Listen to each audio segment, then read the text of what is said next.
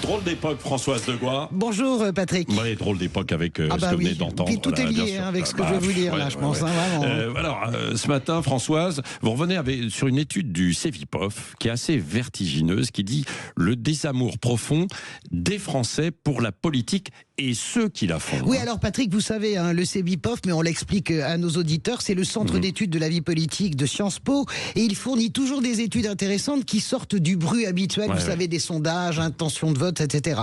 Et cette étude qui porte sur 2000 personnes, c'est-à-dire un gros échantillon, et avec des questions très ouvertes, pas du tout cadrées. La question est simple, qu'est-ce qui vous préoccupe le plus? On met pas de bémol, on met pas de cadre. Eh bien, tous les politiques de l'ensemble de l'arc politique, les chouchous comme les derniers de la classe, tous devraient relire et méditer sur cette étude. Pourquoi? Parce que dit-elle? Que la principale préoccupation des Français, désormais, c'est la crise politique. Ça n'est pas le logement, ça n'est pas la santé, ça n'est pas la sécurité immigration qui sont quand même très hauts. C'est la crise politique. Pourquoi? C'est déjà une surprise. Pourquoi? Parce que la politique, c'est un sport national, que l'Assemblée tient dans l'esprit des gens, plus du folklore que de la bataille réelle. Eh bien ça, c'est terminé. Ça ne fait plus rire les Français. 30% des Français estiment que c'est le plus grave, le plus préoccupant.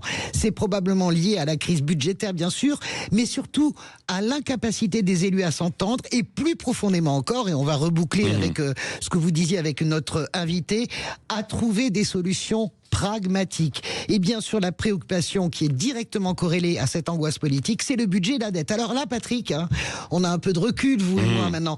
À part la crise de 2008, qui était une angoisse personnelle, en gros la peur de perdre ses économies, jamais dans aucun baromètre, les Français n'ont exprimé autant d'angoisse par rapport au budget et à la dette. Et à l'évidence, eh bien, les députés, notamment Édouard Philippe, qui renacle depuis 2 jours, notamment sur ce budget, ils n'ont pas lu l'étude, sinon ils auraient compris que le souhait profond, en fait, c'est que la France ait un budget et que les élus s'entendent. Oui, et puis du coup, cela va avec une défiance terrible par rapport à nos institutions, Françoise. Oui, et c'est le second enseignement de ce sondage, et celui, Patrick, qui symbolise les institutions, c'est comme ça, c'est Emmanuel Macron. Selon les mots mêmes des auteurs de l'étude, le chef de l'État subit une délégitimation personnelle d'une violence inédite.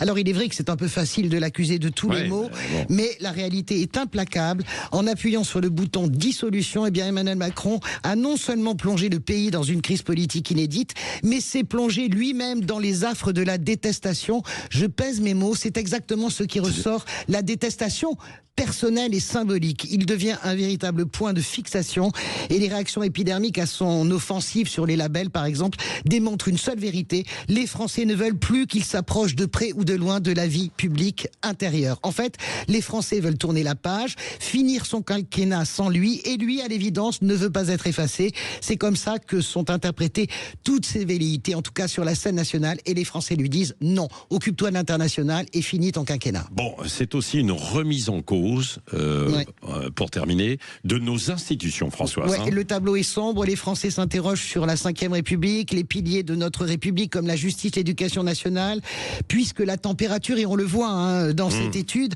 sur la sécurité ou l'immigration ne baisse pas. Ça fait partie des préoccupations principales. En gros, que nous disent-ils? Les politiques parlent beaucoup mais n'agissent pas et ne trouvent aucune bonne solution. Alors cette enquête, elle est très fouillée, elle met aussi en lumière une société de plus en plus polarisé, avec des clivages très forts, quasiment caricaturaux, gauche-droite, notamment sur la sécurité ou l'environnement. La vraie mauvaise surprise, c'est bien ce sentiment de crise politique interminable, et la démonstration, Patrick, là je reboucle avec l'actualité, que si le budget n'atterrit pas, cette crise politique pourrait muter en crise de régime, ce qu'elle n'est pas encore. Mais vous savez, on peut basculer très vite dans le paysage d'un pays excédé par une élite qu'elle pense de plus en plus déconnectée. Elle n'a pas tout à fait tort. Bon, merci Françoise. Vous revenez tout à l'heure à 8h30 dans le débrief avec Elisabeth Lévy. Elisabeth Lévy, ce sera très intéressant sur une enquête, là, je ne sais pas si vous l'avez vu. On fait des enquêtes. Dans Elle, où Bardella est l'icône des gays. Oui, je l'ai vu, bien sûr, vous je l'ai l'avez vu. passé. On verra ça tout. Oui, parce qu'on disait que c'était plus de tradition, effectivement, gauche, LGBT, etc. Là, c'est voilà. Nous verrons cela tout à l'heure à 8h10. Jean-François Aquili, bonjour. Et votre invité Patrick. politique à 8h15. Mathieu Lefebvre, le ministre délégué qui est chargé de la transition écologique. Question très importante avec lui ce matin. Les hausses de nos factures d'énergie et des prix à la pompe, c'est pour le 1er janvier. En cause, ce qu'on appelle les CEE. Nous verrons avec lui. Vous savez, ça s'appelle les dispositifs. C'est compliqué, de certificats d'économie d'énergie. Il y en a beaucoup. Qui financent la transition et qui vont augmenter, et qui seront répercutés sur nos factures. Pourquoi ? Il va nous expliquer pourquoi. Oui, absolument. Alors que Emmanuel Macron, Françoise de Gaulle le disait, est beaucoup plus sur la scène internationale. Il est en Chine, en fait, actuellement. Là, en Chine, où c'est le grand Monopoly. On se distribue la Chine, les terres rares, les investissements un peu partout en Europe. Nous en reparlerons, bien sûr. Par-dessus nos têtes. Oui, bien sûr. Nous en reparlerons aussi. Il est 7h54. Les Chevaliers, un peu d'humour et de rire dans un instant.